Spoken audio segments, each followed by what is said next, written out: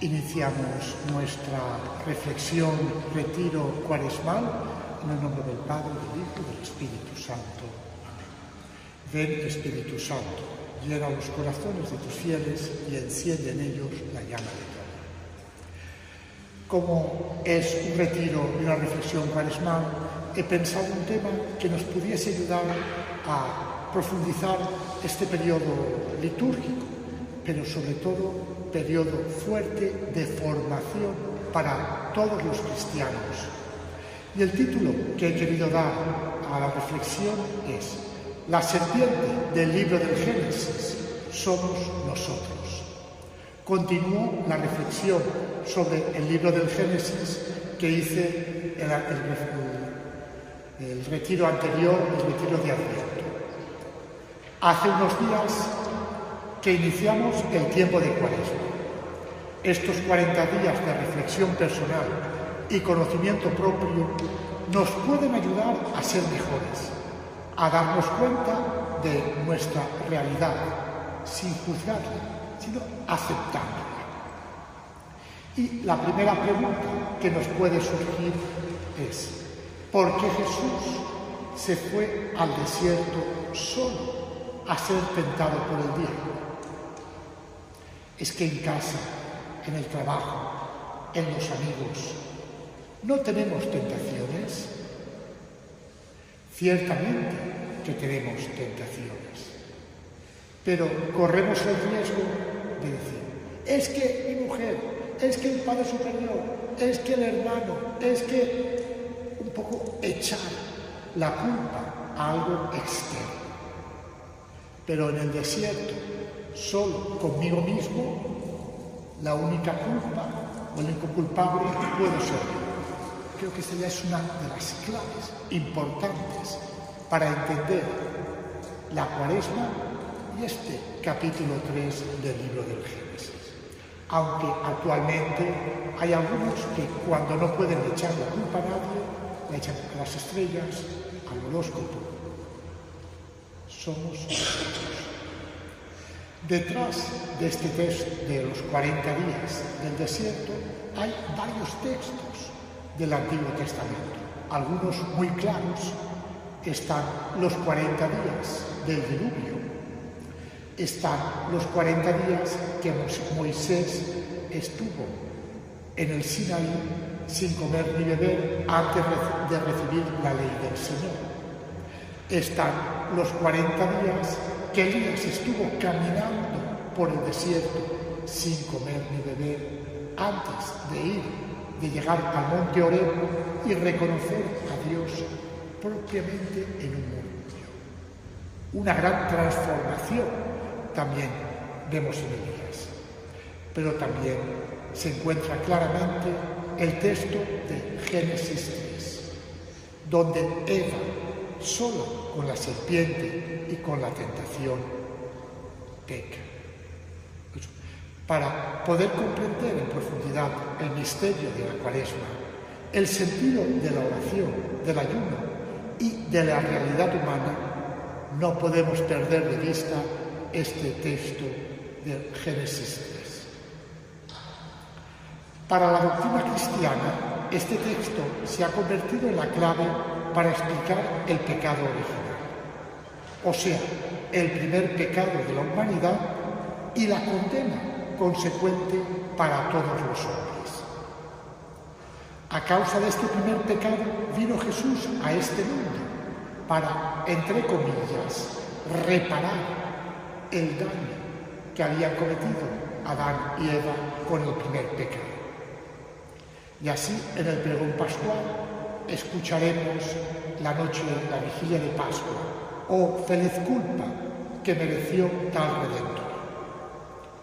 Aquí tiene su origen toda la teología del pecado y de la redención de Cristo, como si Jesús hubiese venido a este mundo solo a limpiarnos de la culpa del pecado y por eso tenía que sufrir mucho para aplacar la ira de Dios Padre ofendido por este primer pecado.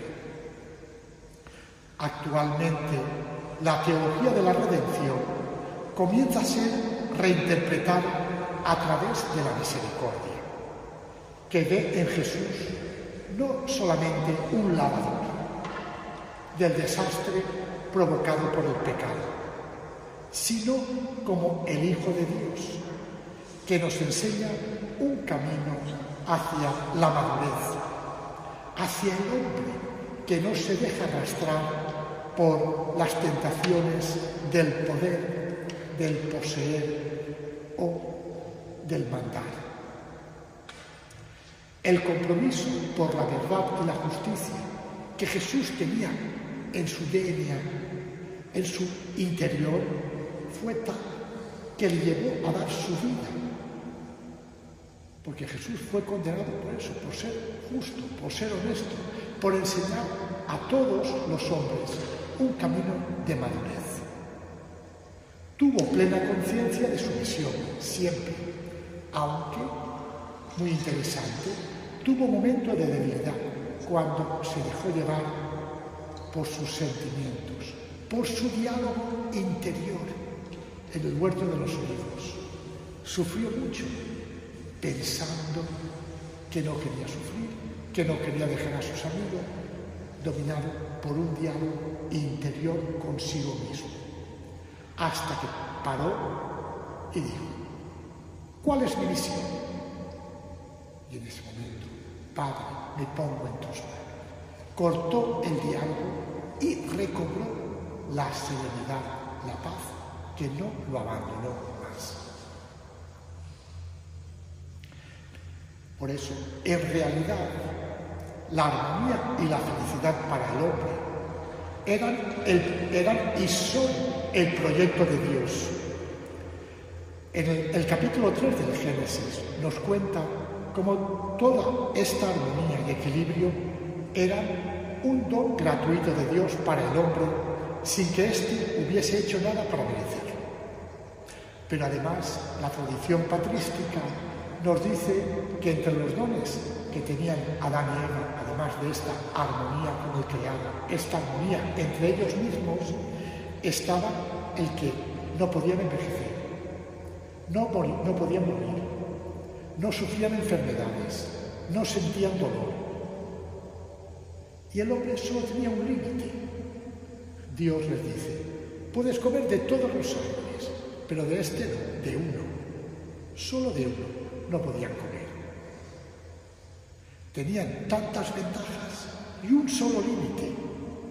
Pero a pesar de todas estas ventajas, el hombre pretende más. Quizás sea esta la enseñanza más interesante de este capítulo. El hombre tiene que reconocer su límite, aceptar que es criatura, que no es Dios, es amado por Dios, tiene muchas cosas, pero tiene límites. Y esta no aceptación del límite o no conocimiento del límite es un defecto o una inclinación que tenemos todos los hombres, pues siempre queremos más. Quien tiene mucho dinero quiere más. Tiene dinero para vivir 50 vidas y nunca lo gastará, pero no, quiere más, quiere más. Y así pues se aprovecha de otras personas. Nunca nos cansamos de tener si no somos conscientes de nuestros límites. Límites en el poder, en el poseer y en el placer, que propiamente son las tres tentaciones que Jesús recibe en el desierto, según Lucas y Mateo. Ahora, interesante, poco después de establecer este límite por parte de Dios, nos viene un nuevo personaje, la serpiente. El libro del Génesis solo nos dice: la serpiente era la más astuta de todos los animales salvajes que Dios había hecho. Y le dijo a la mujer. La serpiente viene presentado en castellano como el animal más astuto. Pero para nosotros astuto tiene una connotación un poco negativa. Astuto quiere decir que engaña, no es claro. Pero el texto hebreo original dice, era el animal más sabio o más inteligente, que es mucho más bonito. La serpiente era sabia e inteligente. Esto ya nos dice, nos da una pista. ¿Quién es la serpiente? Solo en la tradición posterior se identifica la serpiente con el diablo. Concretamente ya el judaísmo la identifica en la vida, en un apócrifo que se llama La vida de Adán y Eva del siglo I. Y después claramente hace muy cómodo que sea uno exterior y toda la tradición cristiana lo recoge. El cristianismo toma esta identificación, serpiente, diablo y transgresión, pecado, para crear una reflexión sobre el pecado. Hay una connotación pequeña en San Pablo, donde en la carta a los Romanos, capítulo 5, dice: la muerte reinó desde Adán hasta Moisés, aún sobre los que no pecaron a la manera de la transgresión de Adán, el cual es figura del que había de venir. Y a partir de San Agustín se creará toda una teología del pecado original, que culminará con el Cuarto Concilio Lateranense, cuando se crea la Iglesia en plena Edad Media, en 1215, que propiamente el catecismo de la Iglesia Católica toma propiamente los cánones de literalmente de este concilio, el cual tiene una profundidad teológica muy importante. Pero en el relato que estamos tratando no encontramos nada de todo lo que se ha reflexionado posteriormente sobre el pecado original. Para el autor del Génesis, el pecado que provoca el diluvio se encuentra en el capítulo 6. Y aquí estamos hablando del capítulo 3. Sí, hay dos capítulos. Un capítulo muy interesante, el cuarto, Caín y Abel, un hombre dominado, Caín, por sus pensamientos. Y después el capítulo 5, todos los patriarcas antediluvianos. Estamos hablando de siglos y siglos entre un pecado, la transgresión de Adán y Eva, y el pecado original. Realmente, para entender el diluvio y sobre todo el pecado que se cuenta en los versículos 1-4 del capítulo 6, tendríamos que leer otra obra apócrifa muy interesante, que es el libro de Enoc, primer libro de Enoc, el libro de los ángeles vigilantes, o también conocido como el libro de los ángeles caídos. Se conoce por estos tres títulos, sobre todo el libro de Enoc o el primer libro de Enoc, donde cuenta ahí sí que se habla de pecado propiamente, pero no aquí. Todo esto del pecado original, la manzana y el diablo, es fruto de una reflexión posterior, ajena al autor del Génesis, que hace ver el diablo y la tentación como algo exterior al hombre, lo cual nos resulta muy cómodo.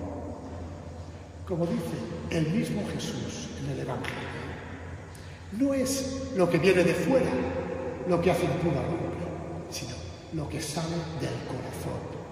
Eso es lo importante y lo que nos transmite este texto.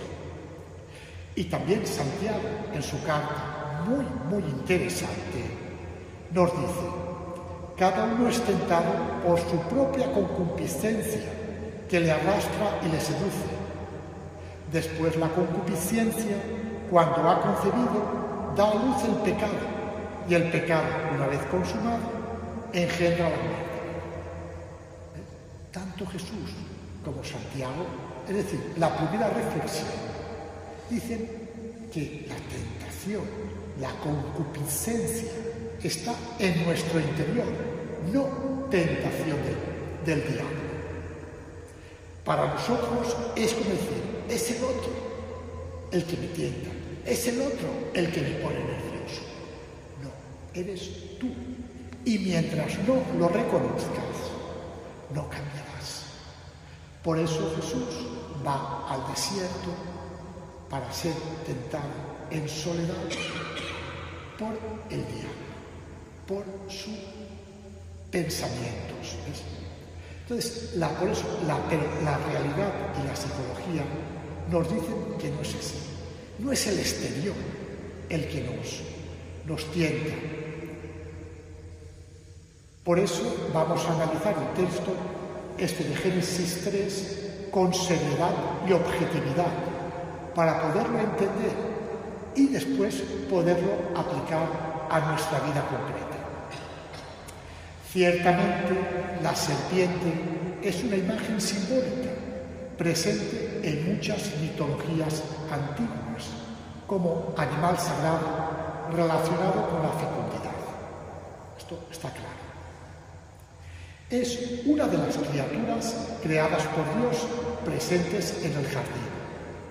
Y además es inteligente. Es un animal que razona y dialoga. En la tradición babilónica, la serpiente era el guardián del jardín y vivía en los árboles. Quizás podemos pensar a la serpiente como el clásico animal de las fábulas, que establece un diálogo con el hombre para darle una enseñanza. Y aquí, propiamente, en el texto que estamos hablando, no hace pensar en modo ninguno negativo. Al principio no hay ninguna negatividad.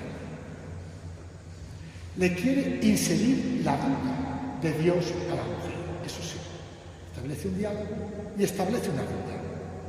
Quizás esta es la razón por la cual el texto ha usado la serpiente en una polémica antipagana, porque la serpiente era propiamente animal sagrado, como he dicho, para muchas religiones. No viene presentada como un antidios, porque no dice que era enemigo de Dios, era simplemente el animal más inteligente de la creación. Y tampoco dice que sea malvado, sino más bien es inteligente, sabe pensar. En el fondo, la misión de la serpiente es hacer preguntas, no verdaderas, no buenas, con una lógica negativa, para que nosotros nos engañemos, podemos decir, para que nosotros no nos fiemos de Dios, no tengamos esa seguridad interior.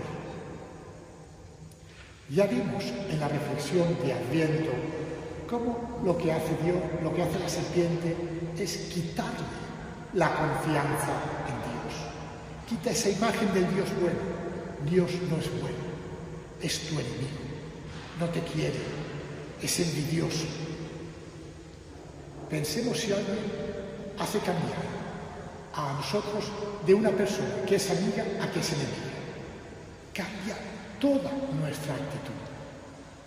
Y esto es lo que hace la serpiente y lo que nos sucede a nosotros también en nuestra sociedad.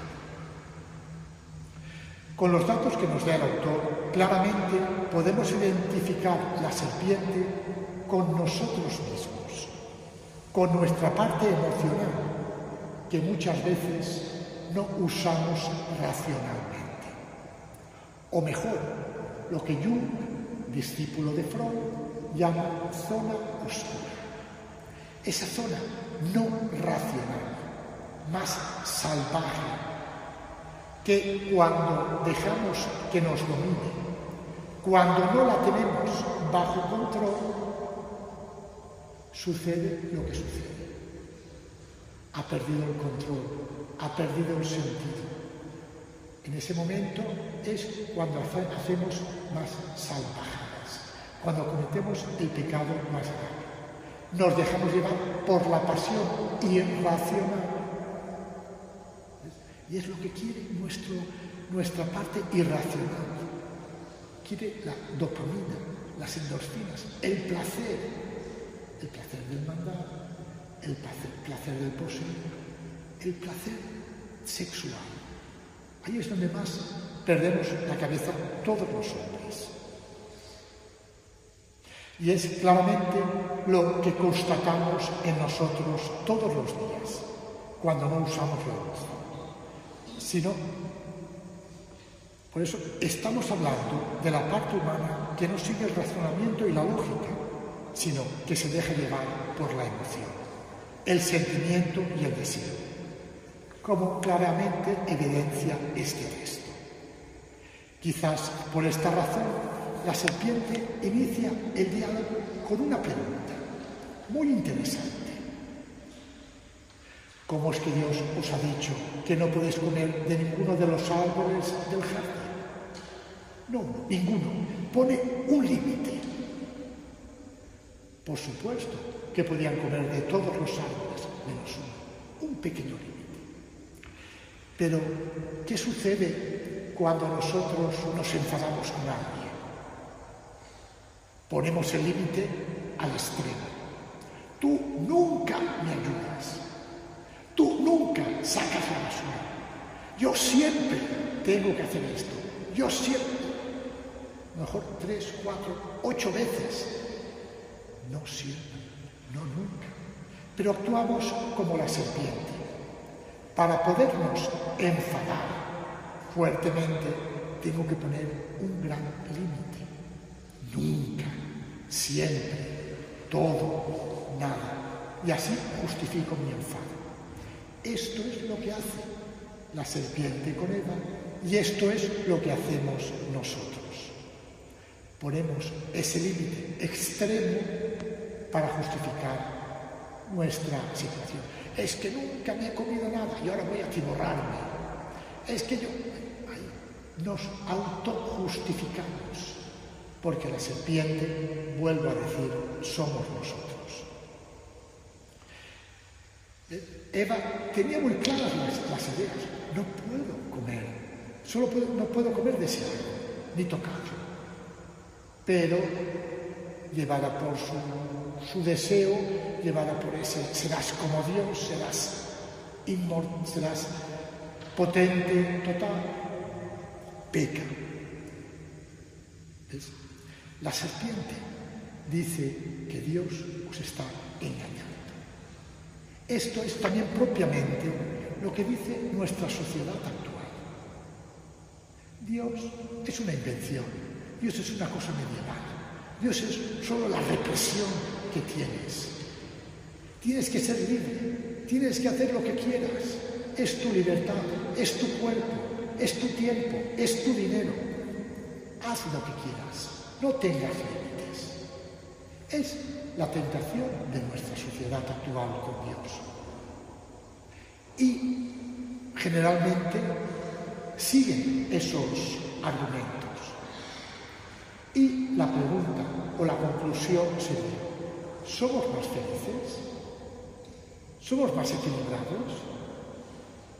Creo que evidentemente no. El que nos está indicando que estamos siendo engañados por nuestra serpiente, por nuestro deseo de ser omnipotentes, de hacer lo que queramos, cuando el hombre constitutivamente tiene un límite. Y cuando superamos el límite, nos rompemos. Cuando superamos el límite de un coche o cualquier instrumento, ha abusado y lo ha roto. Cuando abusamos de nuestros límites, nos rompemos. Por eso hay que saber equilibrarnos, hay que saber conocer con autoconocimiento, con sinceridad, nuestros límites y observarlos. Y así ahora encontramos, continuando en el texto, hay otra idea muy interesante. Cuando se dan cuenta que han pecado, toman conciencia, nos hemos equivocado. Tienen miedo de Dios, se esconden. Y entonces es cuando aparece Dios. Nuevamente. mejor dicho, antes quería hacer otra cosa. El error de Eva, ¿cuál ha estado? ¿Cuál ha sido? Ha sido el entrar en diálogo con la serpiente. Es lo mismo que hará Jesús en el huerto de los olivos. El error de Jesús en el huerto de los olivos es entrar en diálogo con sus pensamientos. Claro, empieza a pensar, mis amigos, yo no quiero dejarlos, los quiero mucho, les he enseñado, ahí es donde él sufre mucho. Nuestro error también es entrar en diálogo con nuestros pensamientos. Es que es verdad, nunca me ayuda, es que siempre está encima de mí, es que nunca... Esos diálogos son los que nos desgracian, los que hacen que cambiemos de opinión. Por eso Jesús, al final de sus 40 días, viene el diablo, la tentación, y quiere establecer diálogo con Jesús. ¿Y qué hace Jesús? No establece diálogo. Si recordáis, lo he dicho así, solo un poco, el capítulo 4 del Génesis, cuando Caín empieza a establecer diálogo interior con sus pensamientos. Interesante esos versículos. Al final revienta y lo que hacemos todos, nos dejamos llevar por el impulso.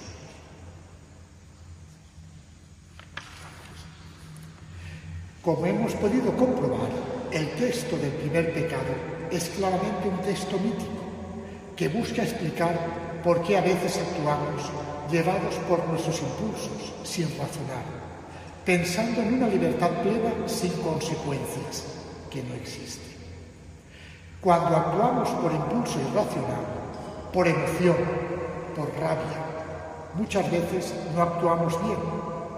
Por eso es bueno tomar conciencia de nuestros pensamientos negativos, de nuestra zona oscura, que actúa sin que nosotros seamos conscientes y nos lleva a hacer cosas irracionales.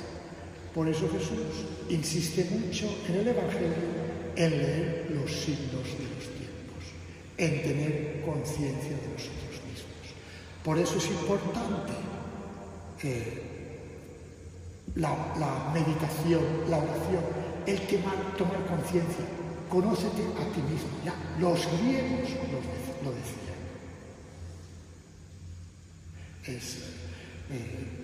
Y lo recoge mucho también Santa Teresa, lo del conocimiento propio. No podemos olvidarlo como cristianos ni como personas humanas.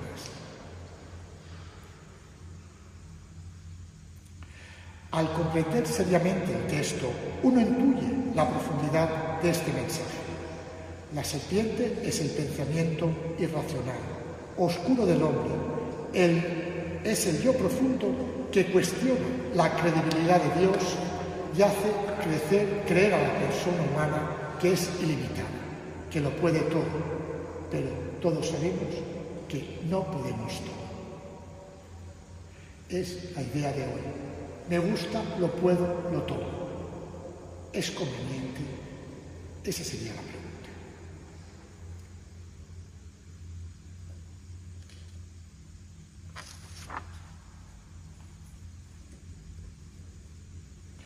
Ahora, y al final, creo que la última idea interesante que nos da el libro del Génesis es lo que se ha llamado protoevangelio. O sea, la maldición hacia el hombre que es echado del paraíso, tendrá que trabajar para poder comer. La mujer tendrá con dolor sus hijos, envejecen, mueren, sufren dolor. Pero Dios les da una promesa. Pongo enemistad entre tu linaje y su linaje, y la serpiente. Ahí está una idea muy interesante, porque es nuestra misión como cristianos. Normalmente este texto se ha identificado como el protoevangelio y realmente el triunfo del hombre justo sobre el pecado, sobre el diablo. Y lógicamente el primer hombre que triunfó sobre el pecado es Jesús, no hay duda. Y también la Virgen María, que fue concebida sin pecado original.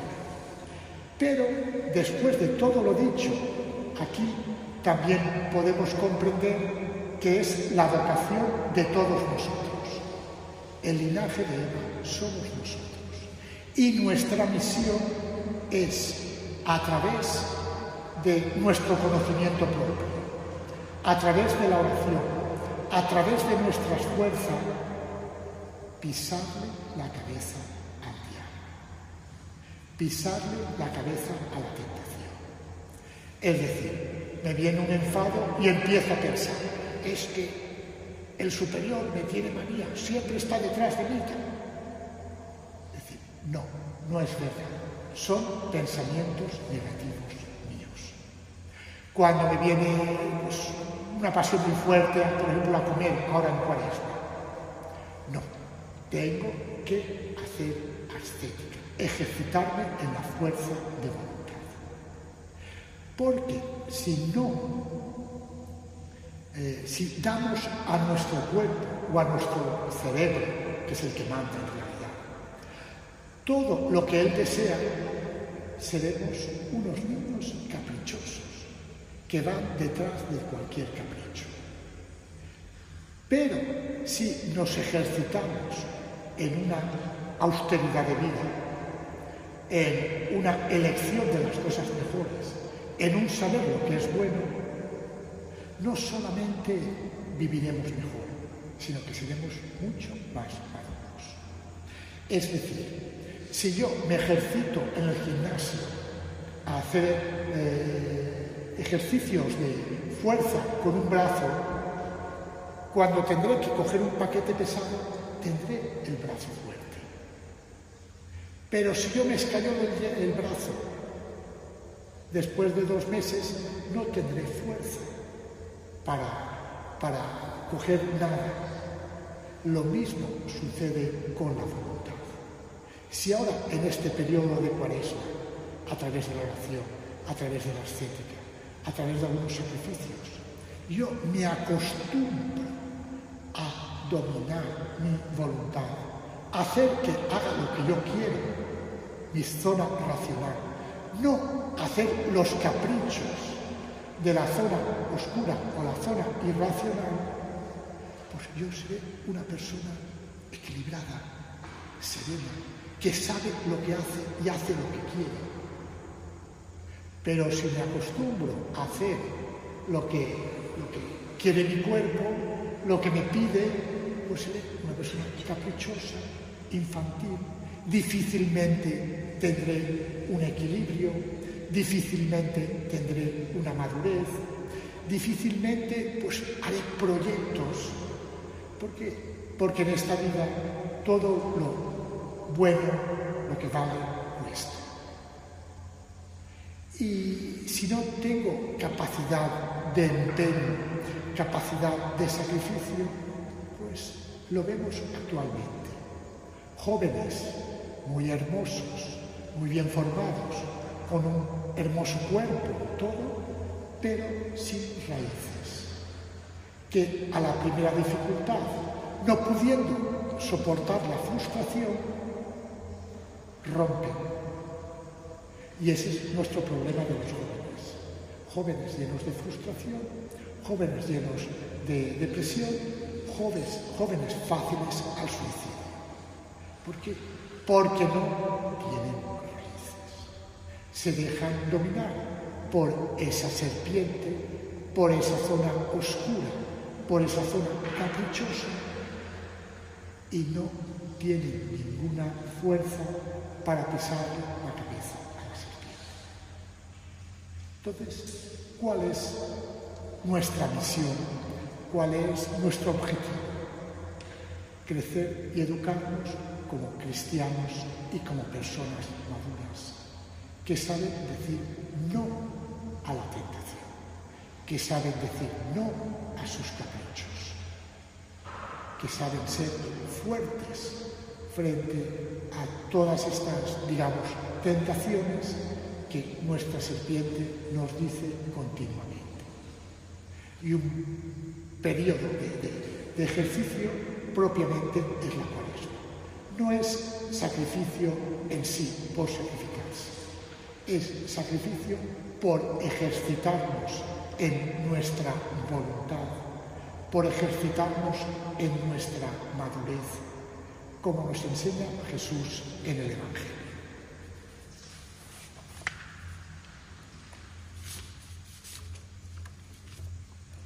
Ahora expondremos el Santísimo y estaremos en oración, contemplando nuestra realidad, aceptando nuestro límite y como Jesús en el huerto de los olivos, pidiendo que nos dé fuerza para dominar nuestra serpiente, que es muy sutil y muy fuerte y nos enrolla fácilmente. Nunca olvidemos a Jesús en el huerto de los olivos, como estuvo propiamente enrollado por esa serpiente, pero tuvo ese flash, tuvo esa inspiración del Espíritu Santo y supo reponerse. Siempre que tengamos una tentación e incluso caigamos, repongámonos como nos enseña Jesús.